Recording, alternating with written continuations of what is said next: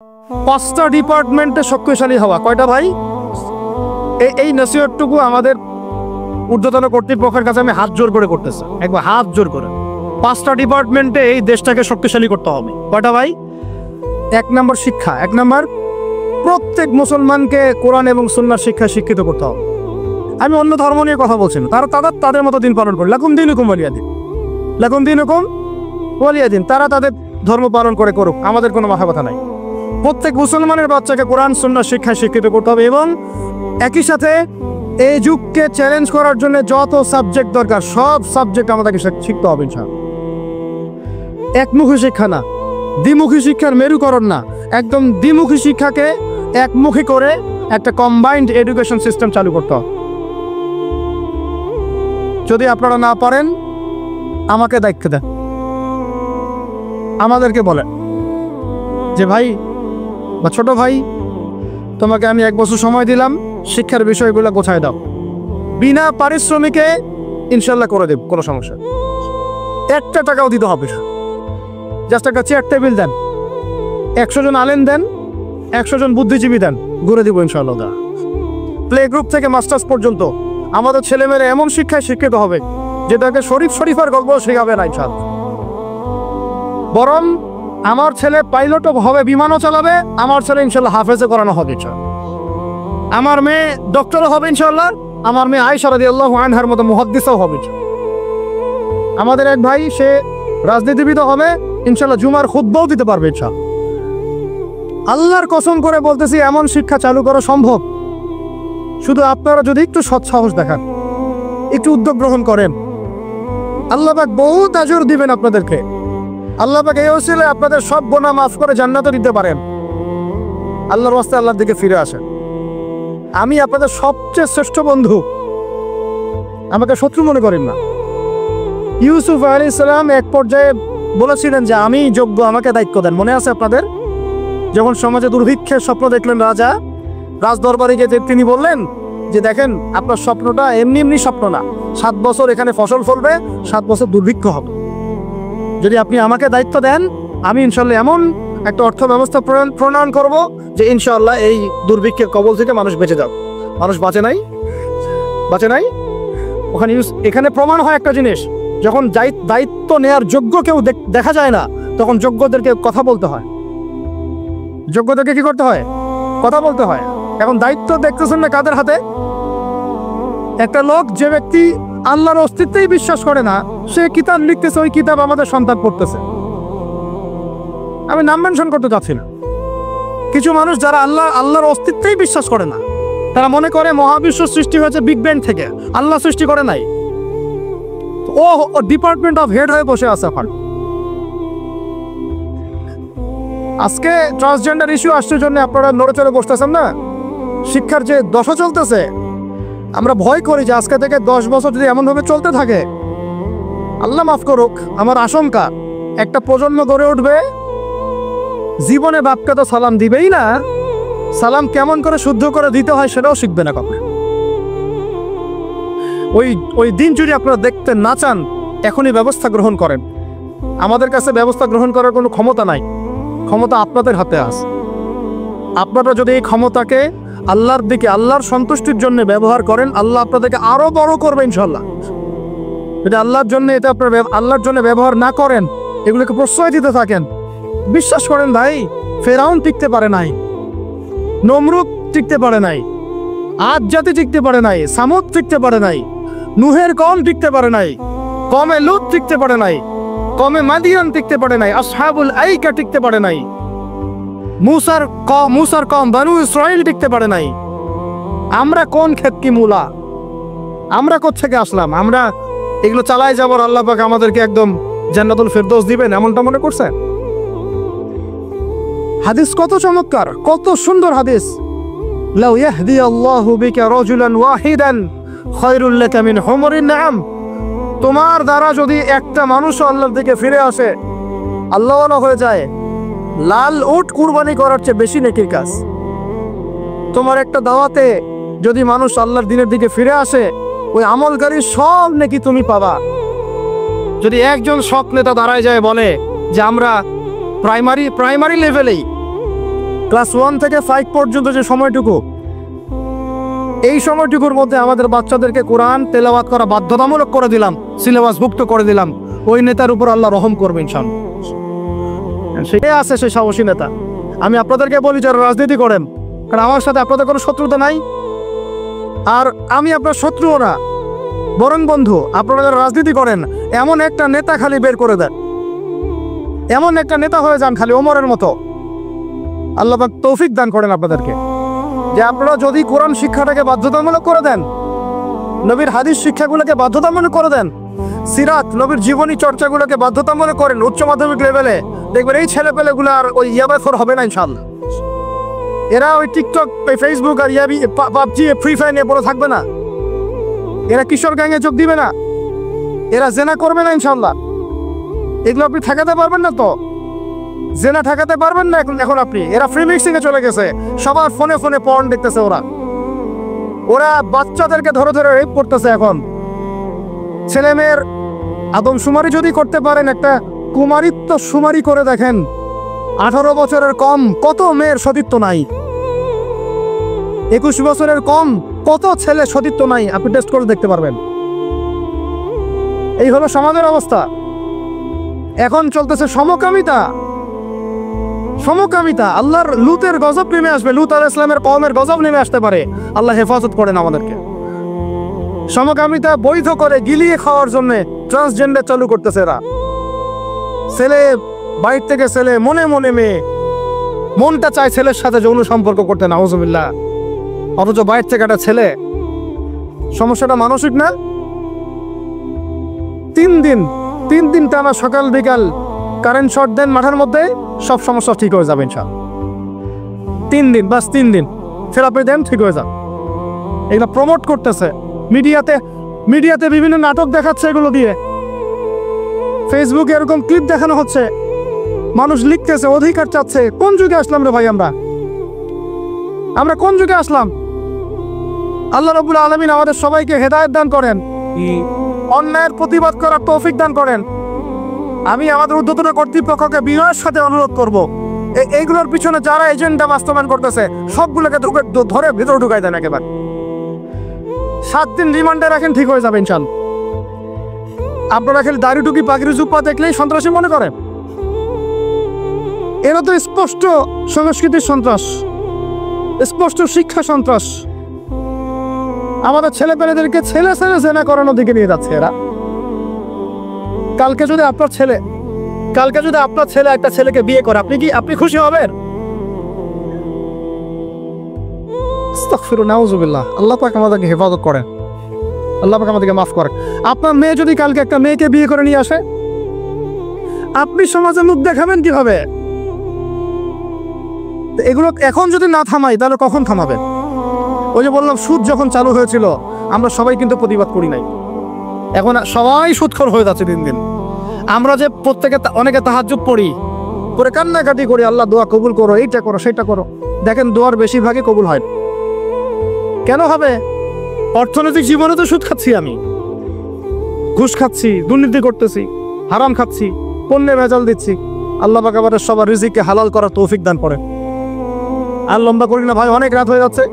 যে একটা বলেছিলাম যে আমাদের ডানে বামে সব বেষ্টিত, আপনি কিন্তু কোথাও যেতে পারবেন না, এখানেই বাঁচতে হবে, এখানেই মরতে হবে। অতএব আমি 5টা কথা বলছি, 5টা ডিপার্টমেন্টে এই জাতিটাকে শক্তিশালী করতে হবে। আল্লাহ পাক তৌফিক দান করেন। 1 নম্বর শিক্ষা। 1 নম্বর কি ভাই? এমন কোন শিক্ষা? শুধু একমুখী না, 2মুখী শিক্ষার সমন্বয়। কোনটা? কোরআন সুন্নাহও থাকবে, আবার জেনারেল শিক্ষাও থাকবে। আল্লাহ পাক তৌফিক এনায়েত করেন, আমিন। 2 নম্বর অর্থনীতি। 2 নম্বর কি? আমাদের অর্থনীতি এত শক্তিশালী করতে হবে যে আমাদেরকে যেন পশ্চিমাদের কাছে কখনো হাত পাততে না হয়। আমাদের কৃষি দিয়ে আমরা চলবো, ইনশাআল্লাহ। আমাদের যাকাত ভিত্তিক অর্থনীতি দিয়ে আমরা চলবো ইনশাআল্লাহ। আমাদের সত্যি এনে সোনার বাংলা, এটা সত্যি সত্যি সোনার বাংলা। আমাদের জমিতে এমন কোনো ফসল নাই ফলে না, তাই না ভাই? কৃষকের কাছে যে ফসলটা ফলে রুট লেভেল থেকে, ওইটা বাজারে আসতে আসতে 10 গুণ দাম বৃদ্ধি হয়ে যায়, সিন্ডিকেট হয় মাঝখানে। এগুলো বন্ধ করলে আমাদের উৎপাদন খেয়ে আমরা শেষ করতে পারবো না। আমাদের যে পরিমাণ ইলিশ মাছ হয় এটা আমরা খেয়ে শেষ করতে পারবো না। আমাদের সমুদ্রে যে পরিমাণ সম্পদ আছে না, এটা উঠাইলে আমাদের জাতির মাথাপিছু আরো বেড়ে যাবে। মাটির তলে গ্যাস আছে, আর যেখানে গ্যাস আছে তার মানে কি জানেন? তার মানে তার নিচে তেল আছে। আজকার কালো তেল পাওয়া যাবে, আর তেল পাওয়া গেলেই দেখবেন আমেরিকা এসে আঁকড়ে কাটছে। ওদের কাজই এটা। তখন বলবে যে, তখন যেই সরকারে থাকুক বলবে সরকার ভালো না, ওখানে গণতন্ত্র কায়েম করতে হবে, আমাদেরকে যাইতে হবে। উদ্দেশ্য কিন্তু সরকার না, উদ্দেশ্য কি? তেল। এটাই তেল চোর, সারা বিশ্বের তেল চোরেরা। আর এই তেল নিয়ে নিয়ে নিয়ে নিয়ে কি করেছে জানেন না আপনারা? এগুলো বলতে গেলে অনেক কথা। নিজের দেশের নিচে বাংকার তৈরি করছে। এই বাংকারে কত গ্যালন গ্যালন তেল যে রিজার্ভ করা আছে আপনি জানেন না। বলি নাহলে মানে আপনারা বুঝবেন না। এটা একটা কাগজ, এটা কি? এটা ছাপাইতে কি লাগছে? একটা কাগজ লাগছে, একটা কালি লাগছে, আর একটা ছাপাখানা লাগছে। That's all. ঠিক আছে? আচ্ছা, মনে করেন এটা কাগজ না, এটাকে নাম্বার দিয়েছি 100, একটা এক চোখ আর্ট করছি, একটা লোকের ছবি দিয়েছি, এটা হয়ে গেছে এখন ডলার। কি হয়ে গেছে ভাই? ডলার। এই ডলার নিয়ে গিয়ে আমি আরবের শায়েখদেরকে বলেছি যে তেল যদি বিক্রি করতে হয় তাহলে ডলারেই করতে হবে, তেল বিক্রি করতে হলে এই ডলারেই করতে হবে। তো আরবের শায়েখরা বলেছে ঠিক আছে, রাজি।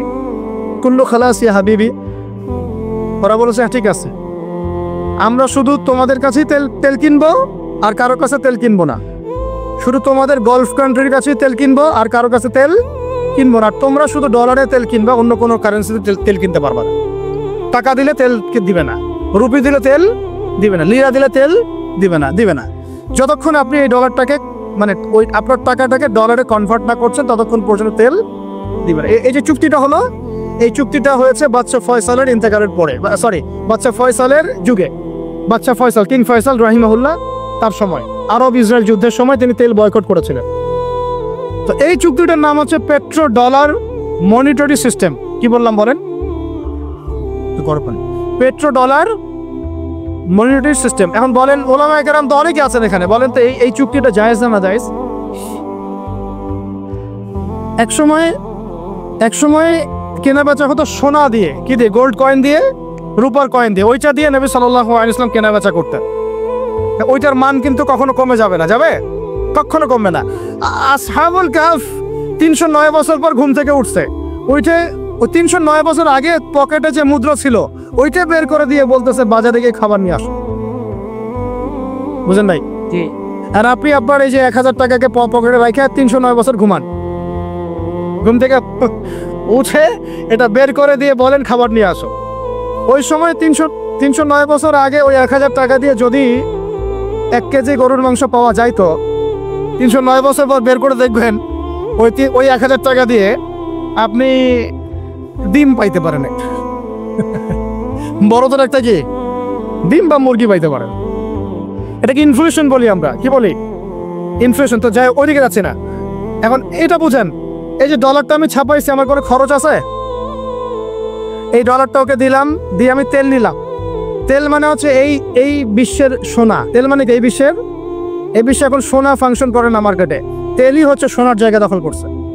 তো এখন এই ডলার দিতে আমার কোনো খরচ নাই। ডলারটা ওকে দিলাম, ওর কাছ থেকে তেল নিলাম, নিয়ে তেলটা আমি আমার দেশের বাংকারে রিজার্ভ করলাম। আমার কোনো লস আছে? আমার কোনো লস আছে? নাই। এখন এই ডলারটা যেহেতু রুলিং কারেন্সি, এটাকে ইকোনমিক্সের ভাষায় বলে হার্ড কারেন্সি, মানে শক্ত টাকা। কি বলে এটাকে? শক্ত টাকা। আর আমাদেরগুলো সফট, নরম। মানে হার্ড কারেন্সির মাধ্যমে বা এর আদলে সফট কারেন্সির মান নির্ধারিত হয়। বুঝতে পারতেছে কি? তো এখন যেহেতু ডলার হার্ড কারেন্সি, তো এখন ডলার না পাইলে আমাদের রেমিটেন্স বাড়বে না। এখন আরবরা ডলার নিয়ে জমানো শুরু করলো, আর মাশাআল্লাহ উঁচু উঁচু বিল্ডিং নির্মাণ করা শুরু করলো, আর ওই যে অরিজিনাল যেটা সম্পত্তির তেল ওটা দেওয়া শুরু করলো। এই হলো আয়ের উৎস। এই চুক্তির কারণে এই পশ্চিমারা এই তেলগুলো রিজার্ভ করে ফেলেছে। Petro dollar monetary system. আমি বলতে চাচ্ছিলাম অর্থনীতি এত সমৃদ্ধ করতে হবে যাতে করে আমরা ওদের কাছে হাত পাততে না। এই জন্য আমার দেশের মধ্যে প্রচুর সম্পদ আছে, গ্যাস আছে, তেল আছে, আমাদের এখানে কিন্তু চুনাপাথর আছে, আমাদের এখানে সামুদ্রিক প্রচুর সম্পদ আছে। এবং ওইটা যদি ভালো করে থিসিস করা হয় দেখবেন ওখান থেকে আর অনেক কিছু বের হবে ইনশাআল্লাহ। হ্যাঁ, মাশাআল্লাহ, ভেরি গুড। এটা বলতে চাচ্ছিলাম আমি, আমাদের সমুদ্রে ইউরেনিয়াম পাওয়া গিয়েছে। কেমিস্ট্রিতে কারা পড়েছেন? কেমিস্ট্রিতে কেউ পড়েন না এখানে? ইউরেনিয়ামের নাম শোনেন নাই? সবচেয়ে সেরা মূল্যবান ধাতুগুলোর একটা। এগুলো যদি সুষ্ঠুভাবে তোলা হয় আর যদি দুর্নীতি না থাকে, সরকারের সুষ্ঠু ব্যবস্থাপনা থাকে, সরকারের যেই থাক না কেন, বাংলাদেশ সমৃদ্ধ হবে ইনশাআল্লাহ। এরপর আবার কৃষি আছে। আমাদের জমি মানে সোনা, যা ফলাবেন তাই ফলবে। এখানে যা ফলাবেন, সৌদি খেজুর পর্যন্ত চাষ হচ্ছে এখন এখানে। চিন্তা করা যায়। মাছ, আমাদের বলে না মাছে ভাতে বাঙালি, এই মাছ খেয়ে আমরা শেষ করতে পারতাম না। আমরা তো আমাদের শত্রু নিজেরাই। মাছকে আপনি ফরমালিন দিয়ে নষ্ট করছেন, খাদ্যে আপনি ভেজাল দিয়েছেন, বাজারে আপনি সিন্ডিকেট করে দাম বাড়াইছেন। আমাদের গার্মেন্টস শিল্প, যে পোশাকগুলো আমরা নির্মাণ করি, এগুলো আমাদের পরে শেষ করতে পারতাম না আমরা। এগুলো এখন বেশিরভাগই বাইরে যাচ্ছে। তো অনেক প্রবলেম। এই জিনিসটা এক কথায় উত্তর হচ্ছে, যদি আমরা অর্থনীতি সমৃদ্ধ করতে না পারি, আগামী বিশ্বকে আমরা চ্যালেঞ্জ করতে পারবো না। উপরে যে যারাই থাকেন তাদের সাথে আমাদের কোনো দ্বন্দ্ব নাই। আমাদের একটা আহ্বান, উদাত্ত আহ্বান, করজোর অনুরোধ, শিক্ষার সাথে সাথে অর্থনীতি সমৃদ্ধ করার চেষ্টা করতে হবে। এর পথে বাধা কি? তাহলে এর পথে বাধা হচ্ছে দুর্নীতি। বাধা কি বলেন? এই একটা অভিশাপ জাতির উপর থেকে না সরাতে পারলে এই সোনার বাংলা আমরা করতে পারবো না ভাই। 50 বছর থেকে আমরা পারতেছি, কিন্তু প্রয়োজনের তুলনায় এটা যথেষ্ট না। আমাদের টপ টু বটম সবাই দুর্নীতির সাথে কম বেশি সম্পৃক্ত হয়ে যাচ্ছে। আল্লাহ পাক আমাদের সবাইকে হেফাজত করেন। এগুলো অন্যের সম্পদ আত্মসাৎ করলে পরে আল্লাহ ইবাদত কবুল করবেন না। আল্লাহ পাক আমাদের সবাইকে সৎ হওয়ার তৌফিক দান করেন, সততা বজায় রাখার তৌফিক দান করেন। আর 3টা জাস্ট পয়েন্ট বলে শেষ করে দিব। 3 নম্বর পয়েন্ট হচ্ছে, আমাদের যুব সমাজকে নিয়ে সত্যিকার অর্থেই একটা কর্মমুখী পরিকল্পনা প্রণয়ন করতে হবে। আমাদের অন্যতম একটা সমস্যা হচ্ছে বেকারত্ব। সমাজের যুবকরা দেখেন না, যে জেনারেশনটা যুদ্ধ করেছিল আমাদের বাংলাদেশের মাটিতে, এই জেনারেশনটা কি তারা পারবে? ওদের কি সেই ফিটনেস আছে? ওদের সেই কি প্রশিক্ষণ আছে? ওদের কি সেই খাদ্যাভ্যাস আছে? ওদের কি সেই চেতনা আছে? আমি তো নিজে ইংলিশ মিডিয়ামে পড়েছি। আমাদের ব্যাকগ্রাউন্ডে এমন অনেক স্টুডেন্ট ছিল যারা ভাষা দিবস, শহীদ দিবস নাম ওটা কবে সেটা বলতে পারে না। 7ই মার্চ কি হয়েছে তারা জানে না। 16 ডিসেম্বর কি দিবস ওরা জানে না। এরকম বহু আপনি স্কুল জরিপ করেন, বহু English medium, English version school আছে, ওরা জানে না এগুলা কি। ওরা এগুলো পড়ে না, জানে না। সংস্কৃতির কথা বলি, ভাষার কথা বলি, গৌরবের কথা বলি, এগুলো আমাদের গৌরবের জায়গা। কিন্তু আপনি দেখেন প্রত্যেক মনে হিন্দি গান বাজতেছে, বাংলা গান কয়জন শুনতেছে? নজরুল নাই, হারাই গেল। নজরুলকে হারাই ফেললাম, জসিমউদ্দিনের কবিতা হারাই গেল, ডক্টর শহীদুল্লাহর কথাগুলো আস্তে আস্তে হারাই যাচ্ছে। আহমদ সফা নাই। আমরা ওইসব জায়গায় কাদেরকে বসাচ্ছি? আমি কাউকে আঘাত করতে চাচ্ছি না। আমরা ওইসব জায়গায় কাদেরকে বসাচ্ছি দেখেন। একটা সময় ব্রিটিশ বিরোধী বিদ্রোহের সময় আমাদের বাপদাদারা হিন্দিতে, উর্দুতে পর্যন্ত কবিতা লিখে প্রতিবাদ করেছিলেন। আপনারা অনেকেই জানেন এগুলো, যারা পড়াশোনা করেন। তারা তখন বলতেন, একটা ডায়লগ ছিল যে কি জানি, सरफरोशी की तमन्ना अब हमारे दिल में है, देखना है जोर कितना बाजुए कातिल में है। মনে নেই আপনাদের অনেকের? মানে স্বাধীনতার তামান্না আমাদের মনের মধ্যে আছে, খালি দেখার বাকি যে কাতিল বা জালেমের বাহুতে কত শক্তি আছে। কি কবিতা ছিল ওই সময়কার। তো আমরা এগুলো হারাই ফেলতেছি। আমাদের ইয়াং জেনারেশনকে যেমন করে কোরআন সুন্নাহ শিক্ষিত করতে হবে, দেশ, জাতি, ঐতিহ্য, সংস্কৃতিতেও বলিয়ান করতে হবে। একই সাথে ওদের বেকারত্ব দূর করার জন্য কর্মমুখী পরিকল্পনা গ্রহণ করতে হবে। এদেরকে কাজে লাগান। বেকার বসে আছে, অলস, সারাদিন মাথার মধ্যে দুনিয়া শয়তানি, সারাদিন মোবাইল, লুডো খেলে, পাবজি, ফ্রি ফায়ার, কাজ নাই, কোন কাজ। আল্লাহ পাক আমাদেরকে এই ফিতনাগুলো থেকে হেফাজত করেন, আমিন। আর এই জায়গায় আমাদের এই স্বজন প্রীতি এগুলো ত্যাগ করতে হবে। প্রতিভা যার, তাকে মূল্যায়ন করতে হবে।